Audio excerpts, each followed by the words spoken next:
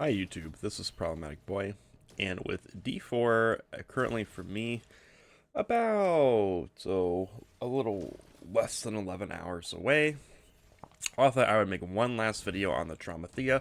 Think of this as a conclusion video. I'll go over the few very small upgrades that I have left that I may or may not get to, and then I'll talk about the character in its mostly complete form.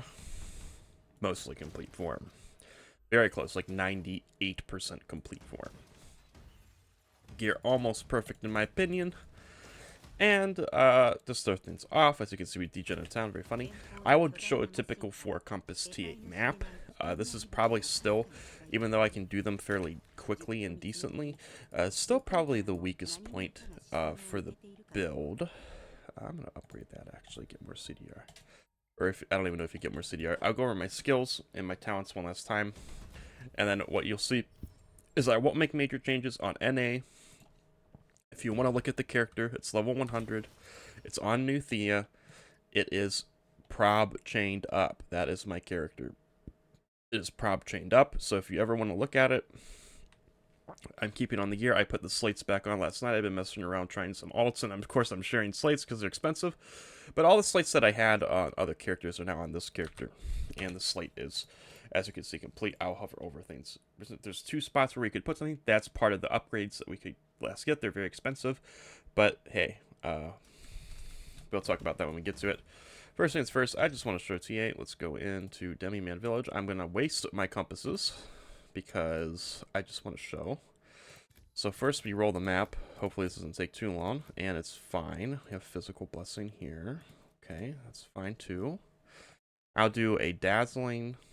Now, if I don't feel like running Dazzling, generally if I have Benevolent and Generous, I like to run a Dazzling. But if I don't have a Dazzling, or I do have Dazzlings, but if I have just Benevolent or maybe Hunting and Benevolent, then I don't feel like doing it. You know, I'm very tight with my compasses. Sometimes I'll just put on a cube one, this one or that one. But I'll show with the Dazzling. I'll waste the compass because it's also the most offset, right, that we can have with FE compasses. And that's really what people kind of want to see. And we'll probably die a few times too. I'd maybe die once or twice on general a map. Even with our wonderful realm. Especially in this zone, my cold res isn't the best. I'll try to clear it as best as possible here. If I see my realm and I can jump in it, that's exciting. Because it means I don't die.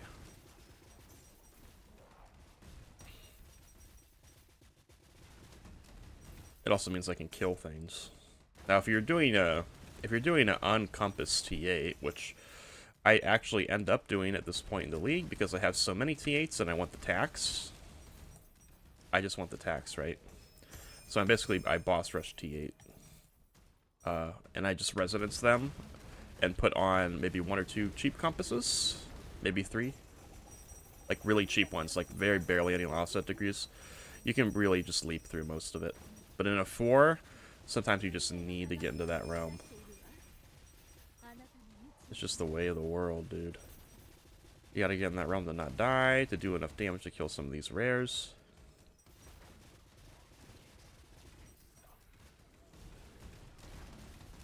And then I'll talk about the other content that we sort of excel at. I won't showcase it because I kind of already did a bossing showcase, but I'll elaborate a little bit on some things. For instance, this build, very good at POB, very good at POB 5. I don't have any issues in POB 5. I did 2 POB 5s yesterday. I died, I think, once each time because I got pushed out of my realm. But you can face tank everything Traveler does if you have, well, my setup. And you can do pretty much everything. I'll do a few cubes just to send her off. I'll probably be playing her today a little bit on stream, but, you know, we'll cube and then we'll get to talking, showing my setup. It won't be as in-depth as the comprehensive guide, but a lot has changed since the comprehensive guide video. So this will be like the final thing, right? The definitive. Also the gear that you can aspire to and stuff like that. It's just because there's starter gear, and then there's like, well, what's my end gear?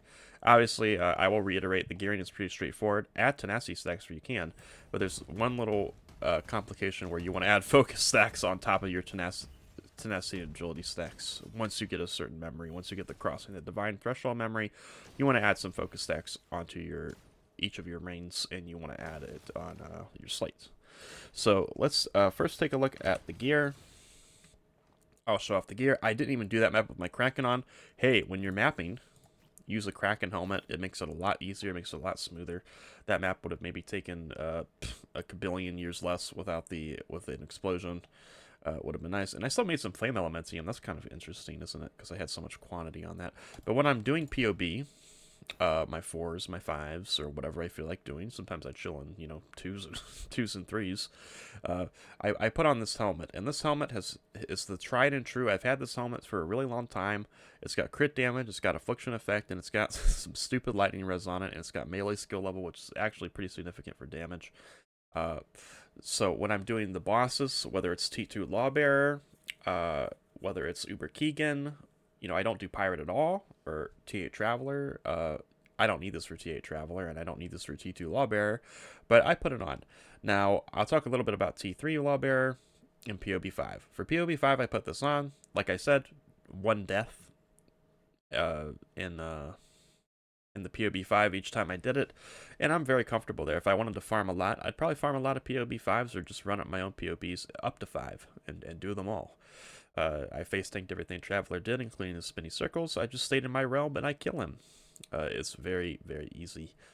Very simple, and also very chill. I was half asleep doing it the second time I did it, and also talking to chat. So that is completely easy peasy mode when you're mapping. Put on the Kraken helmet. That's the only gear swap that we have. Okay, that's the only gear swap. Am I mapping? Am I doing bosses? Am I mapping? Am I doing bosses? Swap her up. Okay, here's my chest. To get a chest like this took me about 800 FE. I don't know if there's any up on the market now, but the 2 that were up were crappy minion stuff, and you don't want crappy minion stuff, and they didn't even have a good prefix.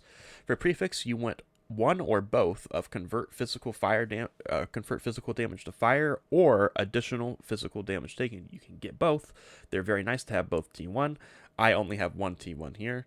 I guess I could craft the other one on, and maybe that's something I'll do, because I have 20% physical damage. Isn't the most important thing in the world. I could get minus physical taken. Then we have the corrosion that you will be going for. Eventually, for a while, you can have just one on your chest, and one on your chest is fine to start. But if you have the 800 to 1000 FE and you're looking to boost up the build more, go for that. Get some LA res and then enchant whatever you want. Or, go for another target if you're feeling great.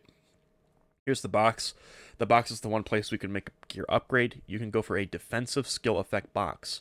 Now, the reason I haven't done that is because it's like 3 times as expensive as this box was, and the second best box for this build is a restoration effect box. It's not an empower box. Empower box doesn't do much for this build. So, if you want to have gear better than me, get all the rest of the stuff and a defensive skill effect box, and you'll be loving it. For gloves, these are the best gloves. Tenacity, I don't know if you can get agi stacks on a corrosion, but we have a tenacity stack here. On belts, you can get a minimum tenacity stack. Well, it's not minimum, it's an additional one that you have all the time. So, this is incredible. I didn't know about this in the video, but yes, you can enchant for 20 FE as a suffix tenacity on your belt. And so this is the belt that I've been using for an extra long time. Improvements, you can get T1 additional damage taken at low mana here. I would recommend that. You can get a not shit prefix here. You can also get a not shit prefix here.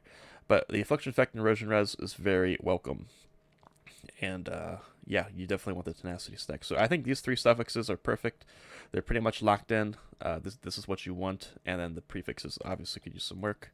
Here I have the perfect pair of resolution steps. They are corroded for max agility blessing stacks instead of having the +2 max tenacity. In short, this is better because while we're mapping, we want to have a tenacity stack all the time rather than ramping up to 2.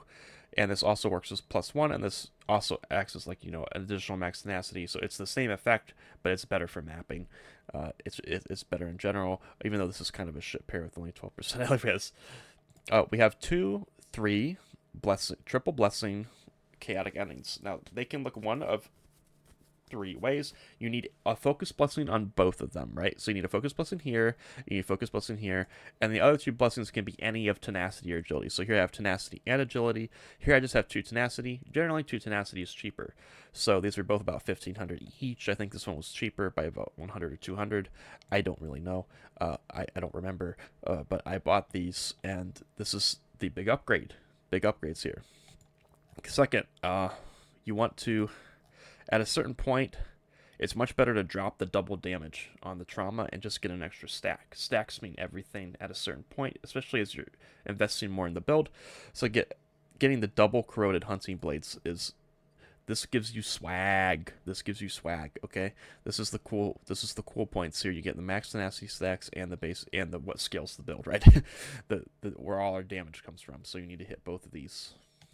Okay, so that's the gear. And remember, we have one swap. We swap in our helmet for POB and bosses, and we do this. To finish talking about content, like I said, POB 5 is very good. Mapping, compass mapping in T8 is okay. It's a little annoying to play sometimes because of the realm. And, well, heavily compass mapping in T8, I should say. And then bosses, we just smoke. You only really need a helmet swap. I do for Uber Keegan just to make it a little faster, and I do for T3 Lawbearer. Now let me talk about T3 Lawbearer because it was very inconsistent for me. I did kill him twice. I've killed T3 Lawbearer twice, and then I did like 4 other attempts, and I failed 2 of them because he bugged and became invincible. I don't know what patch they did or whatever, but I was in the circle that you're supposed to be in to deal damage to him, and he wasn't taking damage, and so I bricked 2 fights because of that, and I bricked 2 fights being stupid, trying different stuff. So that's basically trying different gear setups and whatnot. So that's basically what happened to T3 Lawbearer. I always say T3 Lawbearer is pretty inconsistent. We don't like insta-face him or anything. It's probably a 2.5 to 4 minute fight, even on this gear, and if you do it right and you have everything set up, you can face tank everything except a few mechanics, but you need to know them. And then there's parts where you can fuck up, like going out of your circle at the wrong time. You know, you kind of have to know it, and I wouldn't really recommend T3 Lawbearer unless you're feeling spicy. But we can do everything else. Let me look at the relics. This is the relic in memory that setup that I have landed on. Okay, we have a double cooldown recovery God's token, 17%. We have crossing the divine threshold, which once you get this upgrade, that's when you want to add. That's when you can add in the focus stacks, right? Don't get focus blessings until you get this, okay? Don't get max focus blessing. There's also a misconception that, oh, this just gives me 5. No, this doesn't give you 5. This gives you the increase and decrease of max focus blessings. So only additional focus blessings will apply to this, right? And then I have a cooldown recovery and additional damage taken 1, and I have a cooldown recovery in addition to 1. I've tried a lot of different things. I've tried following the gods on bosses. I just didn't feel it very much, even though it should be super strong. Maybe I'll try a T3 Lawbearer with these 2 on. But the cooldown recovery is just too good, especially while mapping. It's just... and even in POB, you feel it with the realm coming up more often. It just keeps you safe. It gives you all your damage. You need it. Traits: Divinity, Born Might, Ingenuity, Divine Realm Balancing, and Incarnation of God. I also tried the other legendary memory that's supposed to give damage. Honestly, it didn't really feel like it gave as much damage as it said it did, and it costs a lot, and it takes away CDR and DR. So I said screw it, and I sold it back. So praying for the termination, not worth, in my opinion. Let me go over the talents and the divinity plate. So here are the talents that we landed on. I'm going to do a slow pan. There's the slow pan of God of War. We have 24 points. I'll do a slow pan of Shadow Dancer. In Shadow Dancer, we have 43 points. So I poured more into this one. I definitely poured more into this one. And then we have Psychic, where we have 44 points. So we are level 100. Keep that in mind. If you're dropping stuff, just drop Radius. Radius is not a priority. And you can also drop this curse stuff down here in Psychic if you want. Prioritize this part. And this. You can get rid of this curse stuff. You don't really need it. It is good though. So if you want to go for 100, go for it. Here's our plate. This is what our plate looks like, and I'll talk about the last two upgrades we could, or the last upgrade we could possibly get here. If we rearrange, we could probably get two. We have a focus blessing. These aren't even the most optimized. Focus blessing and additional life. Okay, I guess that one is. Own one additional. Max agility. All skill levels and trauma damage dealt by critical strikes. This is additional, I'm pretty sure. And then we have the perfect one here. All stacks and 20% affliction. And then we're running Vile and Keep It Up. I think this is almost as good as it gets. Keep It Up solves our crit problem. It lets us drop increased crit rating from our Ground Shaker in favor of another damage support. Because this gives base crit for Fervor. And base crit's very strong because it scales from all the percents. Now you need Vile. Now I'm going to go over this part. I'm going to accentuate. You need Vile on your pedigree if you want to go Psychic. It's also a little bit more expensive, but not by much. But you need Vile to go Psychic. If you do not have Vile, your other option only is Reap Purification. You can maybe try to find it with some other useful major talent on it, but you need at least Reap Purification. If you go Reap Purification, your last talent tree has to be Warlock. It cannot be Psychic. I have chosen to go with this because it gives me crit, lots of crit, and I think Psychic is a little bit more... You get more Affliction Effect, and Affliction Effect is super good. That's the short of it. So I chose to go Vile and go the Psychic talent tree. You don't have to do that. You can go Reap Purification and go Warlock, and it works pretty much the same. Now, what we could do is get a Spark of Mothflame that copies the left talent and put it here, and that would be absolutely fucking nuts. I heard that it bypasses the Max Divinity Slate effect. It can't copy major talents, but it can copy these blessings, and it can copy our Affliction Effect and Affliction per second. If I got a Spark of Mothflame here, we'd be popping off super hard at 25 stacks. But sadly, we do not have that now. I mean, maybe I'll get it today if another Jumble Ice drops. We had a Jumble Ice drop. So maybe that can happen. Okay, let me go over the final skills. Here's what we ended up with. Okay, now I don't swap from this now since I'm farming at 100, so there's no skill swapping between like, oh, I'm 99, I want to go for XP now, and I want to stop farming, so I'm going to switch these R's around. I'll switch this. I'm farming POB 5, I'm doing T8 maps, and I'm killing bosses, okay? This is the skill setup. Precision Strike, crit to trigger things, hardened and attack focus on our leap attack on the main skill. Make sure once you get box that your skills are set up in this order. The order is important because that's how box works. So Q on Burst of Anger. Burst of Anger helps trigger our Ground Shaker and our Curse. Resurrection Warcry for when we get hit. You can pause the video if you want. I'm not going to go over every single little thing or every single support, but vulnerability. And then Ground Shaker. I think these are the best supports. Cataclysm might be better, but I'm not even sure if it works, honestly, because I was getting tons of damage on here with this setup, and it doesn't even seem like it should be as much damage as Cataclysm, because Cataclysm is a shit ton of Affliction Effect. Honestly, Enhanced Ailment, Steamroll, Deep Wounds, the other two, live your best life. You can even put Reaping Agony in one of these for more consistent reaps. We have Precise Acuteness Imbue. We have Precise Elemental Resistance, we have Precise Swiftness for cooldown, and we have Precise Weapon Amp for Paralyze, and we have a Restrain. Cast on Critical Strike, Scorching Pulse, Flame Core. It does cycle through the Scorching Pulses, so do one, then do two, then put down the Flame Core. Honestly, I should put the Flame Core... Wait, hold on. Wait, we're making an optimization. Hold on. I really should put the Flame Core here, because that's how it triggers. It triggers in order. So we should probably do it like this.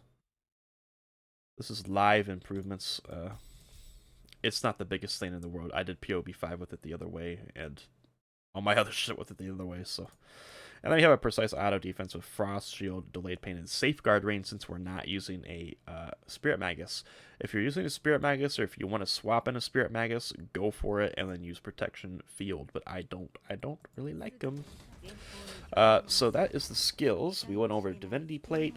We went over the talents, we went over the gear, we went over what little upgrades, we went over that we do the content like POB 5 and how T3 Lawbearer went. Just to show, I mean, all my season challenges are done on this character. I did them all with this character. I can't access them anymore. But you can see that I have, if I go to my outfit, it's not that I don't think you believe me, but, and here we have Extinguished Desire, defeat the Lawbearer at the highest difficulty in Cube Season, and we have the Supreme Crown Cube, obviously on level 100, so we have that. What is this? Oh, any cube. Okay, well, I'll have this on. Actually, this might be even cooler. I'll put that on for now. Actually, I like the Supreme Crown. Let's put that on. So yeah, this my character will be up, prob chained up. It's on NA, of course. If you're EU, hopefully, if you have any questions, you can ask them. Or if you're, Asia, you can ask as well. And I'll try to answer to the best of my ability. I will be streaming today, probably before D4, since I got up. Since I'm awake, I don't think I'll be able to go back to sleep. Either way, thanks for watching. This has been an incredible character. I love this character. It's done all the stuff. It's very fun.